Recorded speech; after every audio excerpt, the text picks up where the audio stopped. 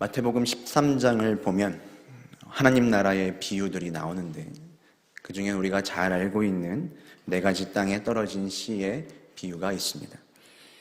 어느 날 땅에 씨가 뿌려졌는데 덜어는 길가에, 그리고 덜어는 돌밭에, 덜어는 가시떨기, 그리고 덜어는 좋은 땅에 떨어져 열매를 맺었다 하는 비유의 내용입니다. 여기에는 깊은 하나님 나라의 영적 원리가 담겨 있습니다. 먼저 뿌려지는 씨는 땅을 차별하지 않습니다. 좋은 땅에만 씨가 뿌려지지 않는다는 것입니다. 땅의 상태와 관계없이 하나님은 씨를 뿌리십니다. 그리고 그 천국 말씀이 모든 사람들에게 들려져서 그들이 회개하고 돌아오기를 원하십니다. 그런데 이 비유는 이러한 하나님의 주권과 동시에 인간의 책임성도 우리에게 강조하며 이야기합니다. 씨를 뿌리시는 분은 하나님이지만 그 씨를, 그 말씀을 받아들이는 것은 땅의 역할이라는 겁니다. 생명이 담긴 그 씨앗을 땅이 어떻게 수용하는가, 들려지는 그 생명의 말씀을 받는 땅의 수용성과 수용력이 매우 중요하다는 겁니다. 우리도 이와 같은 경험을 할 때가 있습니다. 같은 말씀을 지금 전하고, 그리고 우리는 같은 말씀을 듣고 같은 예배를 드립니다. 그런데 누군가는 어떠한 예배를 통하여서 인생이 변하고 감격하고 결단하게 되는데, 누군가는 그 예배를 통해서 말씀을 들어도 전혀 감동이 없고 열매를 맺지 못합니다. 이 말씀이 받아들여지기도 전에 새가 먹어버리고 그 말씀이 깊이 박히지를 않는다는 것이죠. 그래서 예수님도 고향에 가셔서 어떤 기적을 베풀지 못하셨습니다. 그리고 말씀도 마음껏 전하지 못하셨죠. 그 이유가 무엇입니까? 예수님을 받아들이지 않고 예수님을 수용하지 않는 그 사람들의 마음의 자세와 태도 때문이었습니다. 이처럼 말씀에 대한 건강하고 또 그리고 긍정적인 수용성이 우리에게 얼마나 중요한지를 생각하게 되는 것입니다. 그래서 최근에 본 책 가운데는 이런 제목이 있었습니다. 설교 잘 듣는 법. 설교를 잘하는 법에 대한 책은 많이 봤는데 설교를 잘 듣는 법이라고 하니 굉장히 생소합니다. 하지만 제법 중요한 주제라는 생각이 들었습니다. 설교, 하나님의 말씀을 매개로 하는 설교자와 그리고 청중의 소통 속에서 여러분, 분명히 설교자인 저의 역할은 중요합니다. 만약 설교 중에 졸고 있는 사람이 있다, 그러면 저는 그것이 설교자의 책임의 절반 이상은 한다고 생각을 합니다. 물론 설교자가 올바르게 말씀을 전한다고 모든 설교가 은혜가 되는 것은 아닙니다. 다만 이 책이 말하는 것은 무엇인가 하면 한국교회의 강단의 위기가 설교자의 책임으로만 돌릴 수 없다는 점을 강조하는 겁니다. 설교를 듣는 사람의 책임도 있다는 것이죠. 아무리 바르게 설교하는 설교자의 설교를 듣고 그 말씀 아래에 늘 거하고 있어도 듣는 사람이 열리는 마음으로 수용하지 않으면 소용이 없기 때문입니다. 말씀에 대한 이러한 건강한 수용성이 없이 많이 듣기만 한다고 해서 그것이 우리의 영적인 성장과 건강을 자동적으로 보장해 주는 것은 여러분 아닙니다. 예를 들면 이런 것입니다. 나는 수소교회를 다니며 수소교회의 좋은 설교를 듣는 사람이지, 그러나 수준 있는 교회에서 수준 있는 설교를 듣는다고 우리가 반드시 수준 있는 성도라고 말할 수 있는 것은 아닙니다. 그래서 이 책은 설교를 들을 때 2가지를 기억하라고 이야기합니다. 분별과 은혜입니다. 설교를 잘 듣는다는 것은 분별해서 들으면서 동시에 그 말씀을 바르게 수용하여 은혜를 경험하는 일이라는 것이죠. 예수님도 이렇게 말씀하셨습니다. 너희가 어떻게 들을까 스스로 삼가라. 어떻게 듣고 받아들이는지가 우리의 신앙의 건강을 결정하신다고 말씀하신 겁니다. 여러분, 바라기는 우리가 설교를 하는 자로 저만 부르심이 있는 것이 아니라 우리 모두는 설교를 듣는 자로의 부르심도 있음을 아시길 바랍니다. 우리가 모두 여러분 이 부르심을 회복할 수 있기를 소망합니다. 자, 그런가 하면 성경은 오늘 또 다른 축의 이 신앙적인 수용성을 강조합니다. 말씀을 잘 듣고 받아들이는 것이 하나님과의 수직적인 수용성이라면 이웃을 향한 여러분 수평적인 수용성도 있습니다. 그것은 다른 말로 하면 오늘 설교 제목처럼 환대입니다. 환대라는 말, hospitality는 라틴어 hospitium에서 왔는데 이 말은 호스페스라는 단어의 어원적 근거를 둡니다. 호스페스는 두 단어의 합성어라고 할 수 있는데요. 호스트인 주인과 게스트의 합성어입니다. 즉 환대할 때 어떤 일이 벌어지냐? 언어로 규정된 주인과 손님의 경계가 무너지며 진정한 의미의 연합이 이루어진다는 겁니다. 그렇게 누군가를 환대할 때에 주인이 누구고 손님이 누구인지를 구분하지 못할 정도로 낯선 사람에게 설 자리를 내어주는 것, 낯선 사람이 설 수 있는 공간을 내어주는 것이 여러분 환대인 겁니다. 함께 그 자리 가운데 서 있는 것이죠. 그래서 진정한 환대가 일어날 때에 낯선 사람들은 내가 이 자리, 이 공동체 가운데 여기 있어도 되겠구나 하는 마음이 들게 됩니다. 왜냐하면 사람은 여러분 매일 다른 사람들로부터 받는 대접에서 내가 정말 사람이구나라는 긍지를 얻게 된다고 합니다. 다른 사람들이 나를 어떻게 대접하는지, 다른 사람들이 나에게 어떤 태도로 나를 대하는지 거기서 내가 정말 사람이라는 긍지를 느끼게 된다는 것이죠.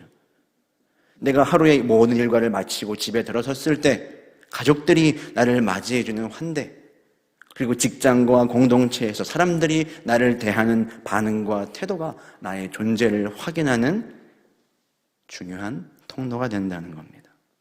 그래서 우리는 환대하는 사람을 만나면 행복한 겁니다. 우리 옆 사람을 한번 행복하게 해볼까요? 옆 사람을 환대하는 마음으로 사랑합니다 인사해 보겠습니다.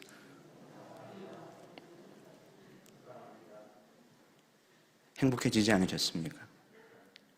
그러나 현대사회에서 이러한 환대는 너무나 먼 이야기가 되었죠.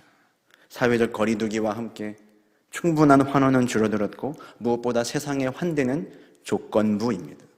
이유가 있고 조건이 맞아야 누군가를 환영하고 환대하죠. 문제는 교회 안에서도 마찬가지라는 겁니다.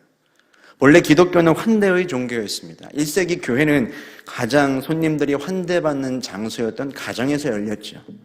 그리고 청교도들은 자신들의 교회 건물을 미팅하우스, 만남의 집이라고 불렀습니다. 하나님과 만나고 이웃을 만난다는 의미를 포함하는 겁니다. 이처럼 기독교의 환대는 어떠한 이웃을 그리스도 공동체 안으로 초대하여 함께 예배드리고 그와 교제하며 진정한 그리스도의 몸된 교회를 이루어가는 겁니다. 그러나 지금 교회에는 미묘하게 차별과 거리두기가 있습니다. 신앙의 연차에 따라, 사회적인 지위에 따라, 그리고 나의 익숙함에 따라 무리를 지어서만 모이죠. 새롭게 찾아온 사람을 향해서는 자리를 내어주는 일이 참 쉽지 않습니다. 그리고 그가 잘 설 수 있도록 버팀목이 되어주는 마땅한 불편함을 감수하지도 않지요. 절대적인 환대가 너무나 그립고 누리고 싶어서 교회에 왔는데 교회 안에서도 이유와 조건을 찾으니 사람들은 더욱 고독하고 메말라만 가는 것입니다. 여러분, 하지만 성경은, 그리고 성경이 말하는 환대에는 조건이 없습니다. 사회적으로 유능하고 장애가 없고 우리를 불편하게 하지 않고 그 사람이 내 옆에 있으면 그럴듯하다고 해서 환대하지 않습니다. 하나님의 형상으로 지어진 그 자체, 그가 한 명의 생명이기에 모든 사람은 대접받기에 가치가 있다고 이야기를 합니다.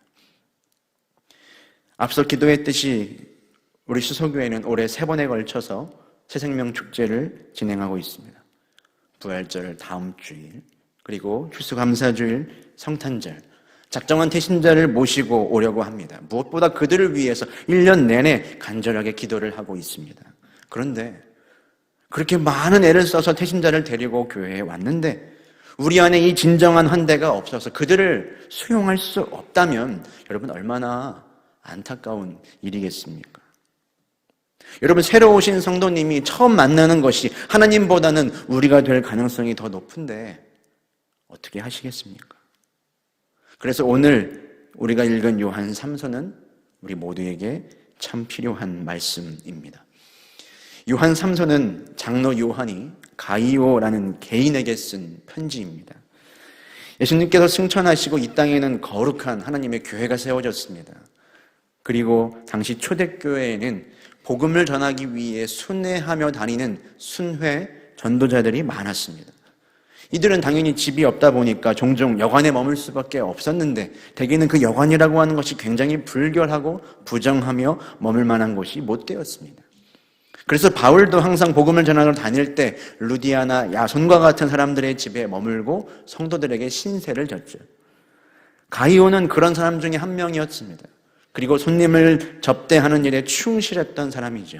요한은 그런 가이오의 환대를 칭찬하며 이렇게 말합니다. 우리 5절의 말씀을 함께 읽어보도록 하겠습니다. 사랑하는 자여, 내가 무엇이든지 형제 곧 나그네 된 자들에게 행하는 것은 신실한 일이니. 지금 요한은 가이오가 믿음의 형제들과 심지어는 모르는 나그네 된 사람들에게도 따뜻하게 환대한 일을 두고 뭐라고 이야기를 하냐면 신실한 일이다 라고 말합니다. 이 가이오의 환대가 신실하다는 말에는 두 가지 의미가 있습니다. 먼저는 가이오가 하나님께서 하신 명령에 충성스러웠다는 겁니다. 여러분, 레위기 19장을 보면 하나님께서는 나그네와 고아를 환대하고 지극히 대접하라고 말씀하셨습니다. 너희는 함께 있는 거류민을 너희 중에서 나은 자같이 여기며 자기같이 사랑하라. 히브리서에도 이렇게 말씀합니다. 너희들은 손님 대접하기를 잊지 말라. 이로써 부지 중에 천사들을 대접한 이들이 있다. 나도 인식하지 못한 중에 부지 중에 여러분 누군가를 도와주었다는 것은 그 사람에게 환대는 본성과 본능처럼 되었다는 겁니다. 그렇게 자연스러운 일이 되라고 하시는 거죠. 그 외에도 성경에서는 아브라함, 롯, 라합과 같이 낯선 사람을 환대하다가 하나님의 진정한 축복을 받은 이야기가 많이 나옵니다. 결국 환대는 하나님의 명령이었고 가이오는 그러한 하나님의 명령에 순종하며 신실했다는 겁니다. 또한 이 가이오가 신실하다는 이 말에는 그의 환대가 믿음으로 행한 일이었다는 뜻입니다. 하나님은 이방 나그네를 압제하지 말고 사랑하라고 하시는데 그 덧붙여지는 이유가 뭐냐? 너희도 애굽 땅에서 나그네였음을 기억하라입니다. 너희도 나그네였기에, 그리고 너희가 나그네였을 때, 방황하는 아람 사람이었을 때 받았던 은혜와 환대가 있지 않느냐? 너희도 그것을 기억하며 환대해라 하는 말씀입니다. 여러분, 하나님께서 이 땅에 예수 그리스도를 보내주신 이유가 무엇입니까? 이사야의 말씀을 보면 이렇게 나오죠. 가난한 자에게 복음을 전하시고 은혜의 해를 전파하시기 위함이다. 여기서 은혜의 해라는 말이 여러분 사실상 환대입니다. Lord's favor, 주님의 친절 호의이죠. 예수님이 이 땅에 오신 이유 자체가 절망과 죄악 가운데 놓여있는 우리를 맞아주시기 위함입니다. 우리가 하나님 앞에 더 가까이 나아갈 수 있도록 그분이 우리를 먼저 맞아주시기 위해 오신 것이죠. 우리는 모두 이 절대적인 환대의 감격과 은혜를 경험한 사람들입니다. 그랬기에 이 은혜를 먼저 받은 감격으로 가이오는 지금 절대적인 환대를 베풀고 있는 것입니다. 그래서 환대는 신실한 일이다 말하는 것입니다. 이것을 이어지는 8절은 이렇게 덧붙이고 있습니다. 우리 8절도 같이 읽어보도록 하겠습니다. 그러므로 우리가 이 같은 자들을 영접하는 것이 마땅하니 이는 우리로 진리를 위하여 함께 일하는 자가 되게 하려 함이라. 그러므로 우리가 이 같은 자들을 영접하는 것은 뭐라고 말합니까? 마땅한 일이라는 거예요. 환대는 우리가 마땅히 해야 하는 일입니다. 선택사항이 아니라는 거예요. 그런데 여기서 환대를 두고 말하는 뒷부분의 말이 무엇입니까? 우리로 진리를 위하여 일하는 자가 되게 하려 함이라. 진리를 위하여 환대가 수고하는 일이다라는 말입니다. 여러분, 환대는 그저 누군가를 받아들이고 그를 후하게 대접하는 것을 넘어서 신실한 일이며 진리를 위해 일하는 것과 동일한 일입니다. 그리고 환대는 모든 하나님의 일과 사역의 시작이고 근본입니다. 환대하지 않고 일어나는 하나님의 일은 결코 없다는 것이지요. 그래서 디모데 전서를 보면 감독을 세울 때의 요건을 말하며 이렇게 이야기합니다.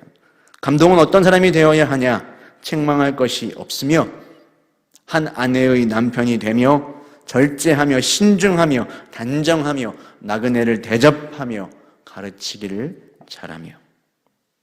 성도들을 다스리고 지도하며 진리를 지키는 목회의 전반을 하는 것이 감독입니다.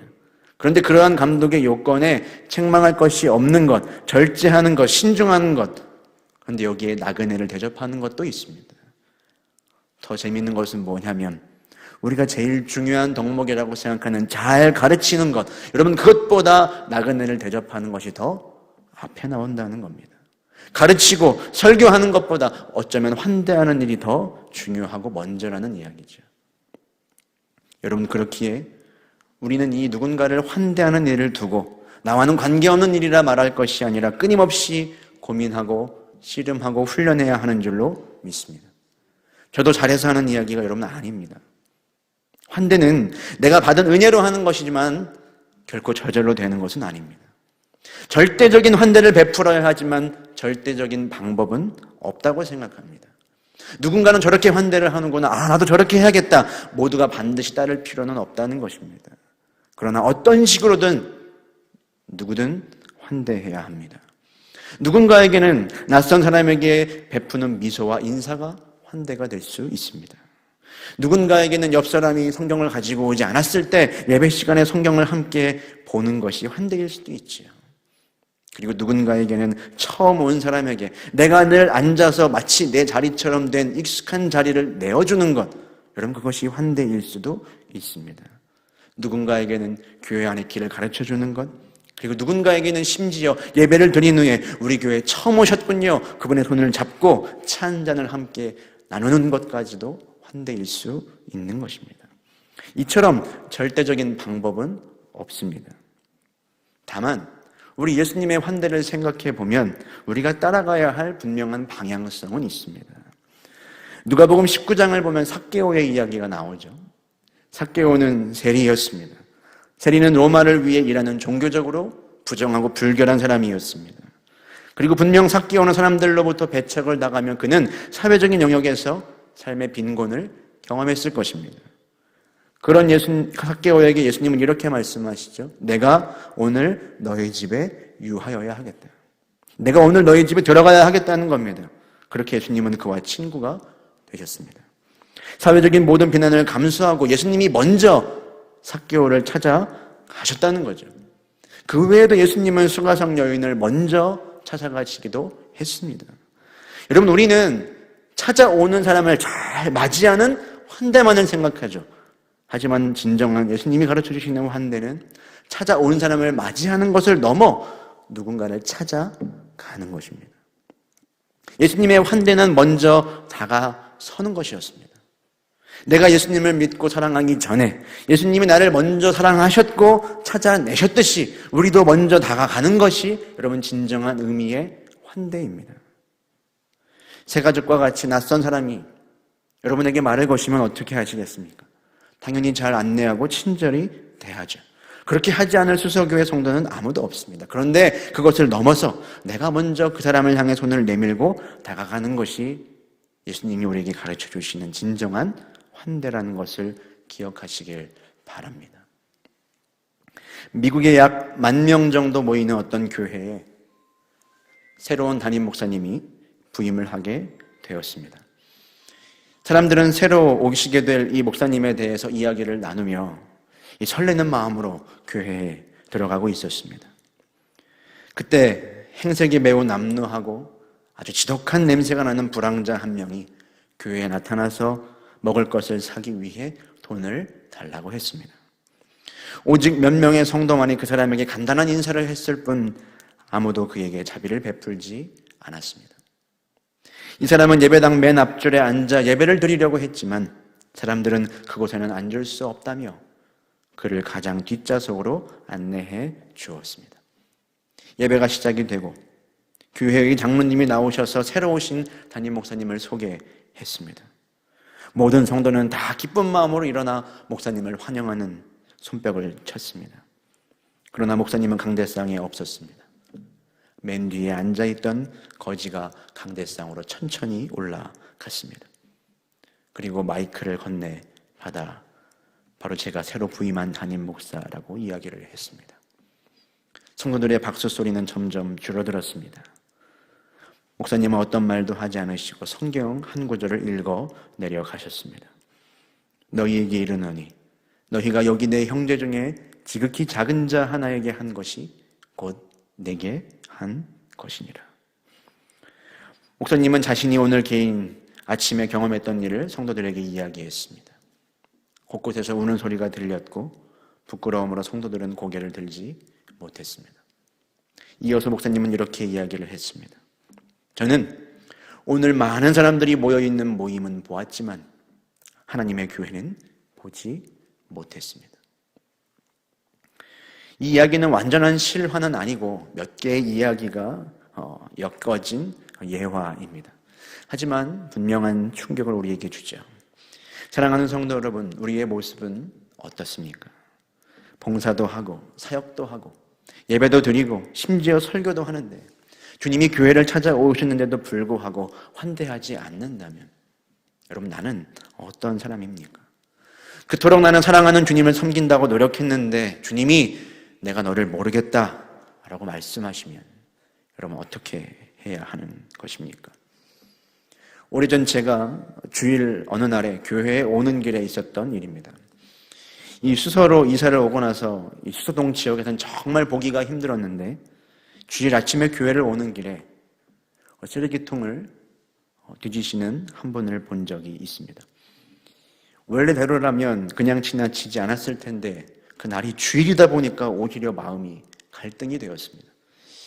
주일인데 오늘 하루 종일 교회에 있어야 할 텐데 내가 늦지 않고 도착해야 하고 지켜야 하는 시간이 있는데 내가 이분과 시간을 보내는 것이 오늘은 어렵지 않을까? 이 마음의 갈등이 되었습니다. 마음이 갈등이 되었다는 사실도 부끄럽지만 저는 결국 그날 그분을 지나치고 말았습니다. 오랜 시간이 흘렀는데도 불구하고 그 순간이 두고두고 생각이 납니다. 혹시 나에게 찾아오셨던 주님은 아니었을지, 그리고 나는 대체 무엇을 소중하게 여기며 무엇을 위해 이 자리 가운데 있는지를 생각해 보게 되었습니다. 저희는 사순절을 보내고 있습니다. 예수 그리스도를 보내신 하나님의 사랑이 담긴 그 말씀을 향한 여러분 수직적인 수용성이 회복되시기를 바랍니다. 그리고 내가 받은 환대, 나를 용납하시기 위해 십자가까지 감당하신 예수님을 따라 이웃을 향한 수평적인 수용성도 회복될 수 있기를 바랍니다. 여러분, 환대는 선택의 문제가 아닙니다. 환대는 교회의 정체성이고 성도의 정체성입니다. 믿음으로 우리가 구원받은 그 놀라운 감격, 그리고 그 은혜가 환대받는 영성으로 증명될 수 있으면 좋겠습니다. 이 은혜가 우리와 함께하기를 주님의 이름으로 축복합니다.